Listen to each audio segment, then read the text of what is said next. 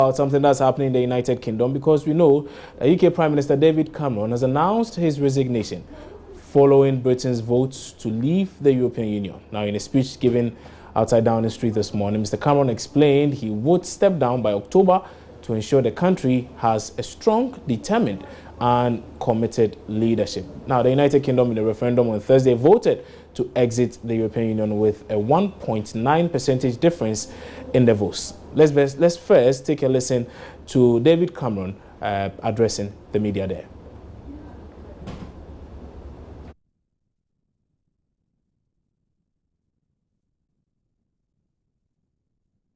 This campaign in the only way I know how, which is to say directly and passionately what I think and feel, head, heart and soul.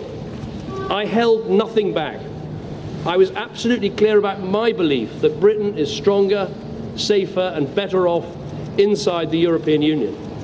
And I made clear the referendum was about this and this alone, not the future of any single politician, including myself. But the British people have made a very clear decision to take a different path. And as such, I think the country requires fresh leadership to take it in this direction. I will do everything I can as Prime Minister to steady the ship over the coming weeks and months. But I do not think it would be right for me to try to be the captain that steers our country to its next destination. This is not a decision I've taken lightly, but I do believe it's in the national interest to have a period of stability and then the new leadership required. There is no need for a precise timetable today, but in my view, we should aim to have a new Prime Minister in place by the start of the Conservative Party conference in October. Doctor, would you speak to us briefly before you go in there? Well, we are making the presentation now. Let's do that, and then after that, we can talk. We are okay. So you are petitioning Shrad? Yes, we. Okay, so you heard David Cameron. He's Prime Minister of the United Kingdom. There he was addressing the media. Apparently he's decided to step down, but many feared the worst could happen, and the worst, according to many, has happened: the United Kingdom exiting the EU. But what are the rippling effects on the country and many more that depend on it? Well, yesterday, international relations expert and director of academic affairs at the Ghana Armed Forces Command, Dr. Vladimir Nchidanso, hinted that a vote to exit the EU could have dire consequences for the country. Now, he specifically spoke of the likelihood of the British pound dropping in value. Interestingly, that is exactly what happened in the early hours of today, with the pound losing as much as 10% of its value, the highest, we are told, since 1985, following the announcement of the poll results. Now, so again, how is Ghana likely to benefit or suffer from this? Before we speak on the business aspect of that, and George, a few of our business desks will be helping me with that, let's get the thoughts of some Ghanaians who live in the United Kingdom on this decision by the UK to exit the European Union. Joining me now via Skype is Nana Ansambofo. He's a resident in the UK. He also works with NASPA Radio in that same country. Nana, good morning, and many thanks for joining us. Yes, good morning, my brother. Right. I don't know how it appears to you or how it comes to you, but is this a good day for you? Yes, thank you very much. Let me say greetings to Ghanaians back home. Right. Whether it's a good deal or not, we are yet to see, because the analysis is a lot. Most Ghanaians in the UK are happy listening to a number of Ghanaian radio stations across UK, especially London. They are happy because they claim since the doors were open for the Europeans from countries like Romania, Bulgaria, Turkey, Poland, Germany, Amsterdam came in. I mean, jobs have been scarce, and so it's difficult for, I must say, the black people, or precisely Ghanaians, to get jobs. So with the decision that Britain has exited from the EU, it's going to let them get more jobs to do, because majority of the Europeans have to go back to their country. And once again, because of this situation, Britain being in the EU, there are a lot of, social intervention programs that they are no more enjoying, like child tax credit. There are a lot of cuts, rent, housing benefits, school going, NHS. So Britain exiting the EU, and they believe, I mean, they're going to use those kind of money to reform their NHS, their education, and their housing benefit. So if you monitor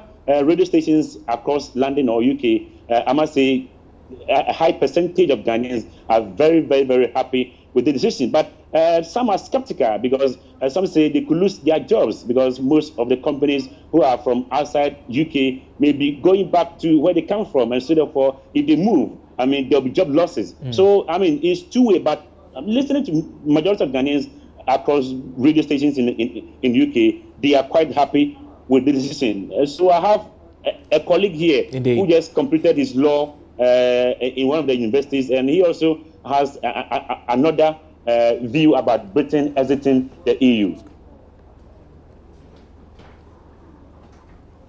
Hello? Yes, indeed. So we've heard an answer before suggest that a lot might happen. Not all of you are happy, but for the many who are particularly unemployed for one reason or the other, they see this as a blessing in disguise. Is that an opinion you share? In fact, I have a different view about that. And before I go on, I want to send my greetings to all my brothers and sisters in Ghana. I have a different view because it's not going to be straightforward. That jobs and all that my brother was talking about is going to fall down for Ghanaians and for those who are happy, because this just happened, and we are from Africa and they are Europeans. So what means that they are going to drive their brothers away and then start giving the jobs to us. Yes, some of them will decide maybe to go away because they haven't got some documentation that the Africans have got. But then it's not going to be straightforward, because even today when David Cameron was talking, he said that the Europeans from Poland, Albania, Romania, and all those countries that we think they have come here to take our jobs, they shouldn't have any fears, because they are not going to start driving them away or do anything that will not benefit them. So all of them should just relax. But personally, I am not happy because I voted Remain because of what I know, like I've done law. So I know that there were a lot of human rights, European human rights articles that were very beneficial to we, especially from Africa, because when you come here, we come here to work for money, but then if the only way you can start working and live in peace with your family is for you to gain your papers. And as you may know, most of our brothers, they were getting married to Europeans, and their human rights were also protecting a lot of parents who give birth without even having papers, but because of the European human rights laws, they couldn't be driven away. But now that Britain has exited the European Union, they are going to make a lot of changes. Now they have their parliamentary sovereignty, so they can make any laws, and when they decide to put their laws across, you cannot take them to the European courts and have a difference. So is that a feeling amongst quite a number of Ghanaians there? I mean, you are scared you might be repatriated to the country? No repatriation, but then there were laws that there were, especially with European Convention on Human Rights, Article 8, that gives a protection of family life. It gives you the right that when maybe you got a child here and you haven't got your documentation, so they cannot drive you away. Okay. Because when the child is born here, straight away he or she becomes a European Union citizen, and driving the parent away will mean denying the child of their European enjoying their European rights, their citizenship rights. So you couldn't do that. All these were rights that were helping us, but now this has been taken away, and anything could happen. So it's all not bread and butter. Right. People could be happy that they will be driving people away for them to get jobs, but then there are other things. There's a bigger picture and other things that could bite even we, the Ghanaians, the Africans in general, right, that the Europeans may not be bothered about. Okay. Yeah. Indeed. Many thanks for your time. And maybe you're just on the lighter side. It appears you might need to send a lot more money to your colleagues down here in Ghana. But that's the thoughts of one Ghanaian who resides in the UK, as well as that of a reporter in the United Kingdom. He's with NASPA Radio, Nana Ansobo. They've been sharing with us the thoughts of quite a number of Ghanaians living in the country following the decision by the UK to exit the European Union. Let's now talk about the business aspect of this. Now, George Uafe is with our business desk and he's joined me now in studio to help us understand really all the things that are happening and the likely effect this may have on our economy as well. Josh, thank you very much for joining us. Now, the first thing I noticed between last night and today has to do with the fall, the drop in the value of the British pound. Is this to suggest that there are worse days ahead, particularly for the UK? Obviously, from all the projections and the analysis done from even officially from government via central bank and other institutions, suggested that when they move out of the European Union, they will come with some serious shocks. Let's even restrict ourselves to the pound. And if this trend should go on and it continues to drop, it means the value of the pound is going to be shaky. Yeah. Now, if you look at last year alone, we earned more than, in terms of trade, about £5 billion from UK in terms of our trade with the UK. Now, the stronger the pound is, the more money we get as a country in terms of revenue. So if the pound continues to drop, it means that our revenue from that particular country is going to drop, as well as those businesses that trade with this country in terms of revenue is going to reduce. And there are several things that have come, growth and all those things. But again, don't forget that the main rationale behind this referendum was how we can protect our economy and protect our nationals. Yeah. So in terms of trade, there's a lot of things that are in limbo right now, even though we've got the understanding that we need about a 2-year break to renegotiate these trade agreements. Now, UK falls under the European Union. Every agreement that Ghana has with UK comes under the broader European Union. So if UK is out, let's first look at the economic partnership agreements, which we are still negotiating. It means that one of the biggest economies in UK or Europe, that you trade with is saying that, let me step aside, let's have a different arrangement. So there'll be some shocks for our economy going forward.